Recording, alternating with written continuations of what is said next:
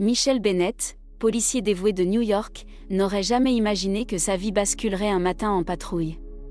Alors qu'il roulait dans les rues glacées du Bronx, un bruit étouffé attira son attention.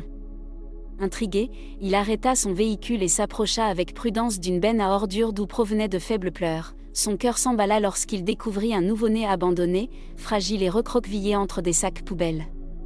Avec précaution, il prit l'enfant dans ses bras, bouleversé par l'innocence et la détresse de ce petit être. Ce sauvetage marqua un tournant décisif dans son existence. 20 ans plus tard, désormais retraité, Michel reçut un appel qui allait de nouveau bouleverser son destin. Ce moment lui rappela pourquoi, dès son plus jeune âge, il avait choisi de consacrer sa vie à aider les autres. Inspiré par son père, ancien pompier, il avait toujours rêvé de devenir un héros à son tour. Policier reconnu pour sa compassion et son intégrité, il ne se contentait pas d'appliquer la loi, il veillait avant tout sur les vies humaines. Michel sentit une montée d'émotion en réalisant l'urgence de la situation. Chaque seconde comptait. Sans hésiter, il saisit sa radio. « Ici l'officier Bennett, j'ai besoin d'une ambulance immédiatement. J'ai trouvé un bébé abandonné. » En attendant l'arrivée des secours, il enveloppa délicatement l'enfant pour le réchauffer et tenta de l'apaiser d'une voix douce. « Tout va bien, petit. Tu es en sécurité maintenant. Je vais veiller sur toi. » L'ambulance arriva rapidement, et les secouristes prirent en charge le nourrisson. Pourtant, Michel ne pouvait se résoudre à partir. Il accompagna le bébé à l'hôpital, où les médecins effectuèrent des examens approfondis. Restant à ses côtés, il se sentit investi d'une responsabilité nouvelle. Les médecins confirmèrent que l'enfant, désormais prénommé David, était en bonne santé. Michel poussa un soupir de soulagement, mais une pensée le hanta. Qu'aurait-il subi s'il n'avait pas été trouvé à temps ? « Tu es un vrai battant, David, » murmura-t-il avec admiration. « Je ferai en sorte que tu aies toutes tes chances dans la vie. » L'histoire de ce sauvetage bouleversa la communauté. Rapidement, un couple local, Sarah et John Miller, tomba sous le charme du bébé et entama les démarches d'adoption. Touchés par le geste de Michel, ils décidèrent de conserver le prénom choisi par le policier en son honneur. Au fil des années, Michel rendit souvent visite à David, créant un lien particulier avec lui. Les Miller, quant à eux, furent toujours transparents sur l'histoire de leur fils adoptif, lui offrant un environnement rempli d'amour et de compréhension. En grandissant, David ne put s'empêcher de se questionner sur ses origines. Pourquoi avait-il été abandonné ? Qui étaient ses parents biologiques ? Ces interrogations ne le rendaient pas amer, mais elles demeuraient en lui comme un mystère à résoudre. Conscient de ce besoin, ses parents adoptifs décidèrent de l'aider dans ses recherches. Ils retrouvèrent la trace de Michel, devenu garde forestier à Central Park après avoir quitté la police. Grâce à ses anciens collègues, David put entrer en contact avec lui et organiser une rencontre. Par un beau samedi de printemps, il s'apprêta enfin à retrouver celui qui lui avait sauvé la vie, prêt à lui exprimer toute sa reconnaissance. Michel, désormais garde forestier, avançait d'un pas mesuré vers la fontaine Bethesda. Un mélange d'anxiété et de curiosité l'habitait à l'idée de revoir David, devenu adulte. En attendant son arrivée, ses pensées le ramenèrent 20 ans en arrière. Il se souvenait encore avec une clarté saisissante du jour où il avait trouvé ce nourrisson et de la détermination qui l'avait poussé à le sauver. Soudain, son introspection fut interrompue par l'arrivée d'un jeune homme accompagné d'un couple. « Michel Bennett ?» demanda le jeune avec un sourire hésitant. « Je suis David Miller. » Michel se redressa, submergé par l'émotion. « David. C'est un plaisir de te rencontrer, » répondit-il en tendant la main. Au lieu de la serrer, David s'avança et le prit dans une étreinte sincère. « Merci de m'avoir sauvé, » murmura-t-il, la voix tremblante. Michel sentit ses yeux s'embuer. « C'était un honneur, David. » Se tournant vers le couple, il les salua chaleureusement. « Bonjour, Sarah, John. Comment allez-vous ? » « Cela fait si longtemps », Sarah hocha la tête avec un sourire. 20 ans déjà. Le temps passe si vite. C'est bon de te revoir, Michel. Les quatre s'installèrent sur un banc et commencèrent à échanger. David raconta sa vie, ses rêves et son désir profond de rencontrer celui qui lui avait sauvé la vie. « J'ai toujours su que tu étais la raison pour laquelle je suis en vie », confia-t-il. « J'ai tellement de questions. » Michel acquiesça. « Moi aussi, j'en ai eu beaucoup au fil des ans. Mais je suis là pour t'aider du mieux que je peux. » Prenant une grande inspiration, David lâcha. « je veux retrouver ma mère biologique. Comprendre pourquoi elle m'a abandonné. Et, si possible, lui pardonner. Michel repensa aux recherches menées à l'époque. Malheureusement sans succès, j'ai essayé de découvrir qui elle était, mais les pistes étaient minces.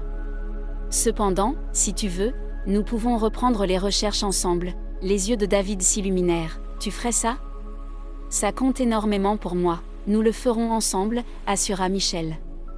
Je te le promets. Les jours suivants, il se plongea dans les anciens dossiers, contacta d'anciens collègues et traça de nouvelles pistes. La tâche s'annonçait ardue, mais il était résolu à aider David à obtenir les réponses qu'il cherchait. Pendant ce temps, leur relation se renforça. Ils se retrouvaient régulièrement, partageant anecdotes et confidences. David voyait en Michel bien plus qu'un sauveur, un mentor, un ami. Quant à Michel, cette mission redonnait un nouvel élan à sa vie. Un après-midi, alors qu'ils épluchaient ensemble des archives, Michel s'arrêta sur un nom. « Regarde ça, David », dit-il en pointant du doigt une ligne sur un registre de maternité. Morgana Mitchell. Elle a accouché d'un garçon à la même période où tu as été retrouvé. David fixa le nom, un mélange d'espoir et d'appréhension dans le regard. Ça pourrait être elle. Michel posa une main rassurante sur son épaule. Il n'y a qu'une façon de le savoir. Allons au bout de cette piste. Sans tarder, ils prirent rendez-vous à l'hôpital où Morgana avait donné naissance, déterminé à percer enfin le mystère du passé de David. Michel, fort de son expérience, savait que les lois sur la confidentialité compliqueraient l'obtention d'informations. Pourtant, sa détermination restait intacte. Dès son arrivée à l'hôpital, il se dirigea vers l'accueil et demanda à rencontrer un responsable des archives. On l'orienta, avec David, vers une pièce située au fond du couloir. Une femme âgée, Madame Thompson, les y attendait. « Bonjour messieurs, en quoi puis-je vous aider ?» demanda-t-elle en les scrutant avec curiosité. Michel prit la parole. « Bonjour, Madame Thompson. Nous sommes enquêteurs privés et cherchons des informations sur une femme nommée Morgana Mitchell. Elle a accouché ici il y a 20 ans.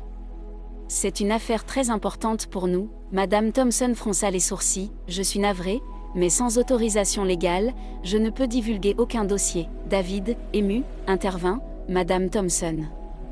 Je suis l'enfant que Morgana Mitchell a abandonné. Je cherche à comprendre son histoire, à savoir pourquoi elle a pris cette décision. Et peut-être à lui pardonner. Toute information serait précieuse. » L'expression de Madame Thompson se radoucit. « Je comprends, jeune homme. Laissez-moi voir ce que je peux trouver. » Elle se leva et disparut dans les rayonnages d'archives.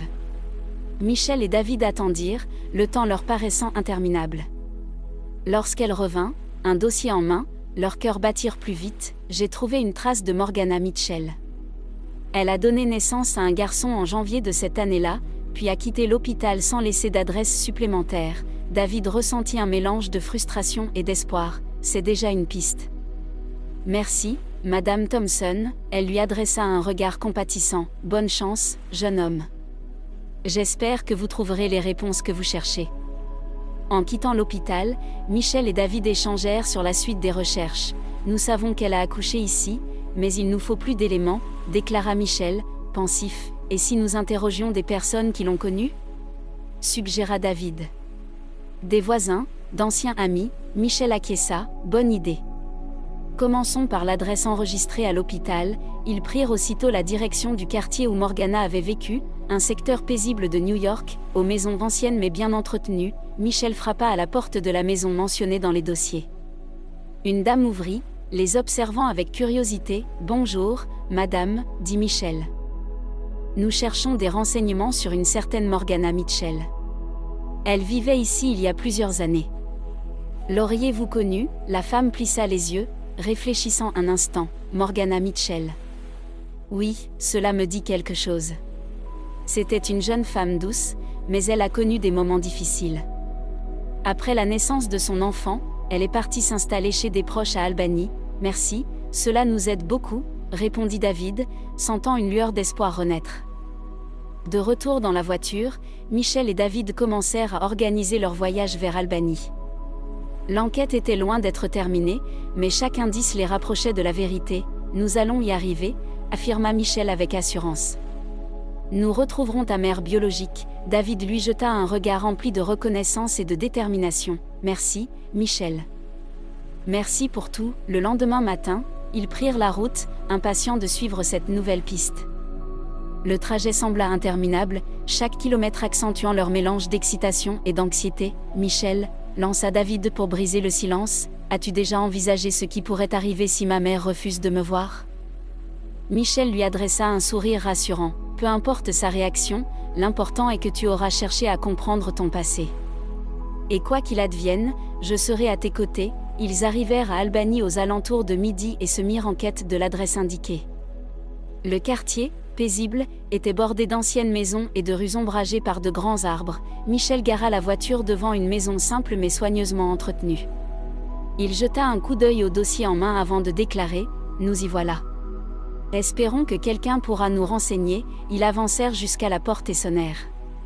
Celle-ci s'ouvrit sur un homme d'âge mûr, aux cheveux grisonnants et au regard chaleureux. « Bonjour », entama Michel. « Nous cherchons des informations sur une femme nommée Morgana Mitchell. Elle vivait ici il y a plusieurs années. La connaissiez-vous » L'homme plissa les yeux, visiblement en pleine réflexion. « Morgana Mitchell. Oui, cela me dit quelque chose. Elle a séjourné ici un moment chez ma tante, mais elle a fini par partir. Sa situation était compliquée. » David, le cœur battant, s'avança légèrement. « Savez-vous où elle est allée ? Toute information nous serait précieuse. » L'homme réfléchit un instant avant de répondre. « J'ai entendu dire qu'elle avait déménagé à Boston pour repartir de zéro. Ma tante disait qu'elle cherchait un nouveau départ. » « Désolé, je ne sais rien de plus, merci, » répondit David avec reconnaissance. C'est déjà un indice important. De retour dans la voiture, Michel et David analysèrent cette nouvelle piste. « Boston », dit Michel. « On dirait que c'est notre prochaine destination, on assemble les pièces d'un puzzle », fit remarquer David. « J'espère que nous aurons bientôt une image complète. » Le voyage fut long, mais leur détermination ne faiblit pas. Dès leur arrivée à Boston, ils se rendirent au service d'enregistrement pour poursuivre leurs recherches. Un employé serviable les aida à consulter les archives afin de retrouver la trace de Morgana. Michel hocha la tête avant de se lancer dans une recherche approfondie. Après quelques minutes, il revint avec un document en main. « Regarde, dit-il, il semblerait qu'à son arrivée ici, elle se soit inscrite dans un refuge pour femmes. C'est une piste intéressante, » répondit David. « Allons voir si nous pouvons en apprendre davantage. » Sans attendre, ils se dirigèrent vers le refuge mentionné.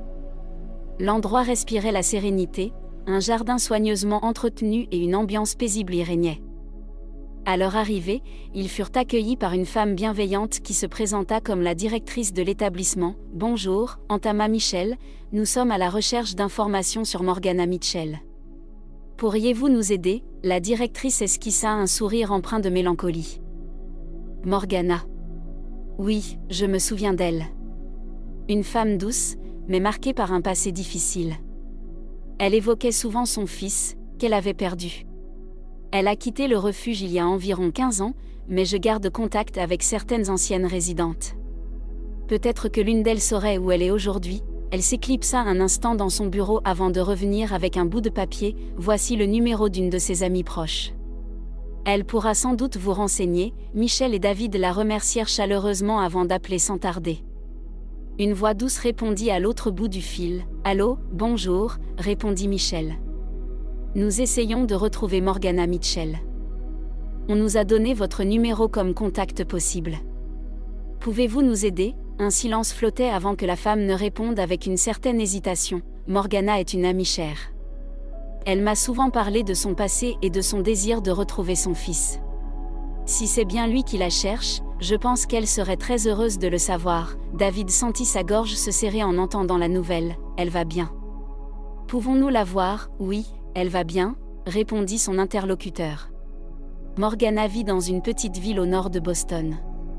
Je vais vous donner son adresse, elle sera ravie de vous revoir. Avec cette information précieuse en main, Michel et David prirent la route. Le paysage défilait lentement sous leurs yeux, des arbres verdoyants, des maisons de campagne pittoresques, une atmosphère paisible.